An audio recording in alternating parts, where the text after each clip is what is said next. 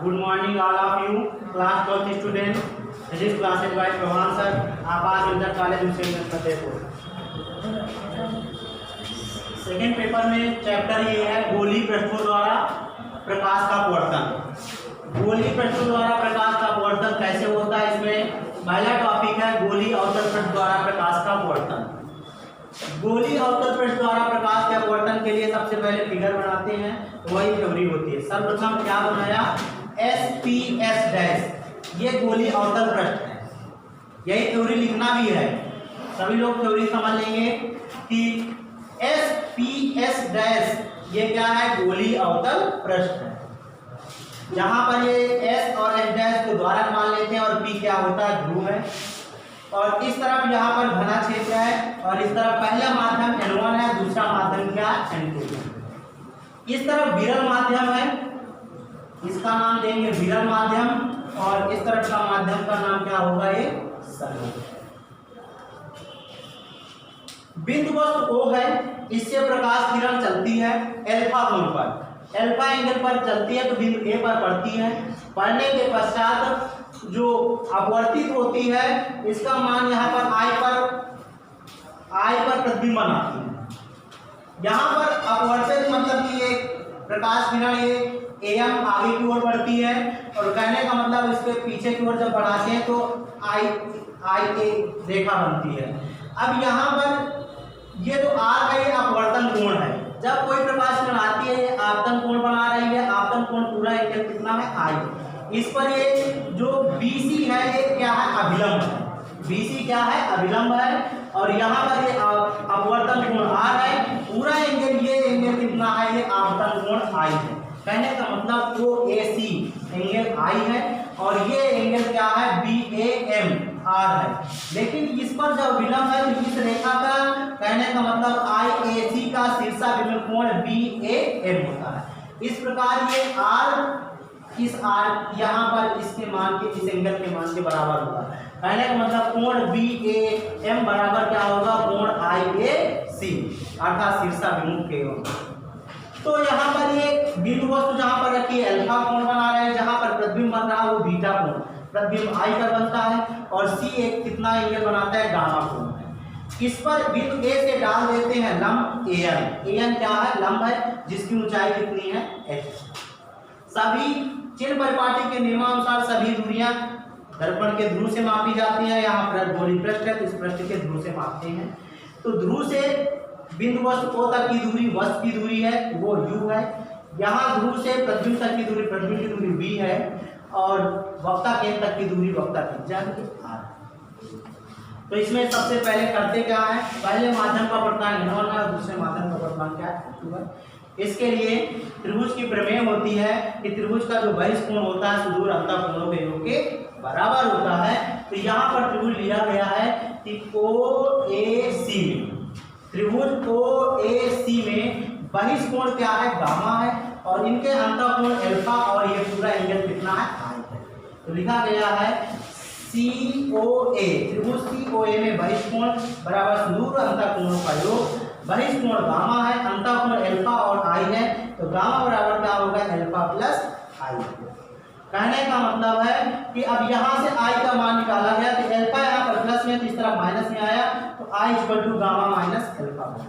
इसी प्रकार त्रिभुज लेते हैं CIA में, त्रिभुज CIA का बहिष्ठ कोण गामा है, अंतः कोण बीटा और ये R है, क्योंकि ये इसका क्या है, शीर्षा विमुख कोण है। तो इसलिए त्रिभुज CIA में बहिष्ठ कोण बराबर सुदूर अंतः कोणों का योग। तो इसका बहिष्ठ कोण गामा है, इसका सुदूर अंतः कोण बीटा प्लस R है, तो बीटा प्लस R। यहाँ से अपवर्तन कोण R का मान निकालते हैं। R छोड़िए प्लस में, तो इसका माइनस में आया, R बराबर कितना हो गया, गामा माइनस बीटा हो गया। अब ये अपवर्तन हो रहा तो अपवर्तन के नियम लगाते हैं। अपवर्तन का नियम किसका नियम है, स्नेल के नियम से। स्नेल का नियम होता है sin I अपन sin R बराबर नियतांक। वो नियतांक होता है पहले माध्यम के सापेक्ष दूसरे माध्यम का अपवर्तनांक बराबर क्या होता है, N2 अपन N1। कहने का मतलब sin I अपन sin R इक्वल टू नियतांक, ये नियतांक किसके बराबर, N2 अपन N1। तो लिखते हैं sin I अपन sin R बराबर क्या होता है, N2 अपन, क्योंकि पहले माध्यम के सापेक्ष दूसरे माध्यम का अपवर्तनांक होता है। अब इसके पश्चात क्या करते हैं, यहाँ पर क्रिया गुणा कर देते हैं। क्या करते हैं, फिर यह गुणा किया इस n1 का साइन आई से इस साइन आर का n2 से, तो n1 साइन आई आ गया और n2 साइन आर। अगर ये आपतन कोण आई है और अपवर्तन कोण आर है, इनको अगर माप, ये जो साइन के पदों में मान है इनको रेडियन में मापते हैं, तो इनको साइन आई बराबर आई लिख देते हैं और साइन आर बराबर क्या कर देते हैं आर। रेडियन में मापा गया तो साइन आई बराबर आई, साइन आर बराबर आर के मान रखते हैं, तो साइन आई की जगह पर आई रख दिया गया, साइन आर की जगह पर, तो n1 I equal to n2 are हो गया। आई का मान दिया गया है क्या, गामा माइनस एल्फा, तो यहाँ पर रख दिया गया गामा माइनस n2। आर का मान दिया गया है गामा माइनस बीटा, तो गामा माइनस बीटा, इस n1 का गुणा कर दिया इसमें n2 का, n1 gamma minus n1 alpha, इसमें गुणा किया गया तो n2 gamma minus n2 beta, ठीक है। अब ये प्लस में है तो इस देखो ये n1 अल्फा है तो इस तरह भेज दिया गया तो प्लस में आ गया n1 अल्फा और माइनस n2 बीटा हो गया। ये प्लस में है इस तरफ आएगा माइनस में, n1 गामा है माइनस n2 गामा, गामा वाले पद एक तरफ कर लिया गया, अल्फा बीटा वाले। अब इसके पश्चात करते क्या है, अब इसको इस तरह के पद को इधर कर लिख दिया गया, इसको इधर लिख दिया, लिख सकते हैं, समीकरण एक बना लिया गया। अब इसके पश्चात करते हैं समकोण त्रिभुज लेते हैं OMAB, समकोण त्रिभुज है, ये एंगल अल्फा, अल्फा के लिए हम इसको tan अल्फा लिख देते हैं, अल्फा बराबर tan अल्फा, tan अल्फा बराबर होता है लंब बटे आधार, लंब क्या हुआ जाता है ये an, आधार क्या हो गया ON, तो an अपान ON, और ON चूंकि ये जो गोलीय अवतल पृष्ठ है इसका द्वारा छोटा है, इसलिए ये जो ON की माप है लगभग किसके बराबर होगी, OP के बराबर, इसलिए यहाँ पर ON बराबर OP अर्थात an अपान OP कर दिया। an की माप क्या होती है, चिन्ह परिपाटी के नियमानुसार दूरियां लेते हैं, ऊपर की ओर दूरियां धनात्मक चिन्ह, तो एक यहाँ से यहाँ तक की माप h है, इसको धनात्मक है, और यहाँ से यहाँ तक की दूरी u है वस्तु की दूरी, लेकिन इस तरफ की दूरियां ऋणात्मक चिन्ह के साथ, तो इसको माइनस u लेंगे, h अपान माइनस।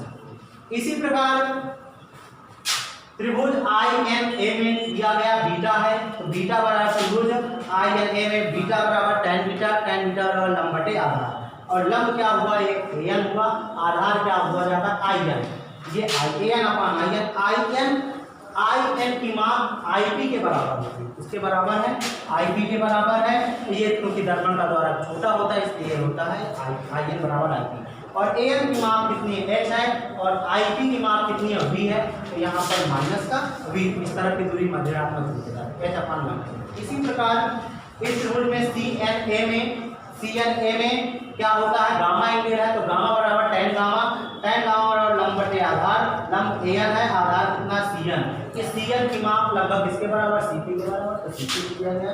an की माप h है, CP की बराबर वक्र त्रिज्या r है, इसको ऋणात्मक चिन्ह के साथ h अपान माइनस r।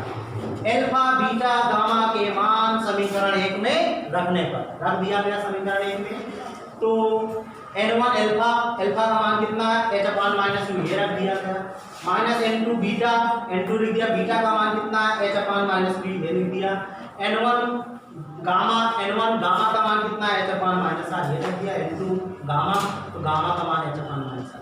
करते क्या है, ये माइनस का बाहर कर लिया, n1 का गुणा कर दिया, माइनस माइनस ये क्या हो गया, प्लस हो गया, यहाँ पर माइनस क्या हो गया, प्लस हो गया। अब यहाँ से h कॉमन ले लिया गया, h कॉमन ले लिया गया तो उससे भाग देते थे, h कैंसिल हो गया, minus n upon u a plus n2 upon u आ गया। इसी प्रकार यहाँ पर h अपान r दोनों मिला तो कॉमन ले लिया गया, तो माइनस n1 बचा, यहाँ पर प्लस n2 बच गया, s से h कैंसिल हो गया, तो माइनस, अब यहाँ पर इसको प्लस को पहले लिख दिया, माइनस को बाद में लिख दिया, n2 अपान u माइनस n1 अपान u हो गया। इसी प्रकार ये n2 को पहले n2 माइनस n1 लिख दिया, अपान r लिख सकते हैं। तो यही गोली अवतल पृष्ठ द्वारा अपवर्तन का सूत्र होता है, दो माध्यम के लिए n1 और n2। अगर इसको अब हम एक माध्यम के पदों में बना रहे हैं तो करते क्या है, n1 कॉमन ले लिया दोनों पक्षों में, n1 कॉमन लिया तो n2 अपान n1 भाग दे देते हैं, और इससे n1 से n1 कैंसिल हो गया, 1 बचा। यहाँ पर भी कॉमन ले लिया गया तो n2 अपान n1 माइनस n1 से n1 भाग हो गया, तो n1 से n1 कैंसिल हो गया, n2 अपान n1 अपान भी माइनस 1 अपान u बराबर n2 अपान n1 माइनस 1 अपान, क्योंकि n2 अपान n1 किसके बराबर है, n के बराबर है, किसके बराबर है, n मान लिया गया, तो n2 अपान n1 बराबर n माना, तो इसको अब क्योंकि पहले माध्यम के साथ दूसरे माध्यम का वर्तमान होता है n इक्वल टू n2/n1। तो n2/n1 जब n रखते हैं तो n अपान v हो गया, -1/v बराबर n -1/r। अर्थात गोलीय अवतरण प्रकाश द्वारा प्रकाश के अपवर्तन का सूत्र क्या होता है, n/v - 1/v बराबर क्या होता है, n-1/। यही होता है गोलीय अवतरण द्वारा प्रकाश के अपवर्तन का सूत्र। आशा करते हैं सभी लोगों को आपको समझ में आ गया होगा। समझ में आ गया? Thanks for watching this.